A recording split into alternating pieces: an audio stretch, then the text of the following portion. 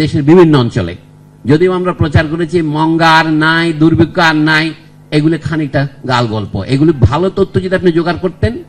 আমি অন্যান্যদের মধ্যে এই সরকারের একজন উপদেষ্টা, যিনি একজন মুক্তিযোদ্ধা ছিলেন, তিনি নিজে আমাকে বলেছেন তারা যে তথ্য পাচ্ছেন সেটা হচ্ছে ভয়াবহ গ্রামাঞ্চলে।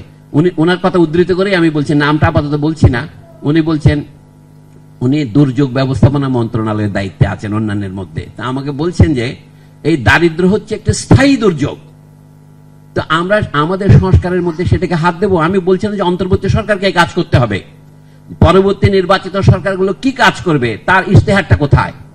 এখন জনগণের কাছে যে প্রতিশ্রুতি দিতে হবে, সেই প্রতিশ্রুতির মধ্যে অন্তত ন্যূনতম এই জিনিসটা থাকা দরকার, রাজনৈতিক দলগুলি অন্তত নিজের ভেতরে গণতন্ত্র প্রতিষ্ঠা করবে।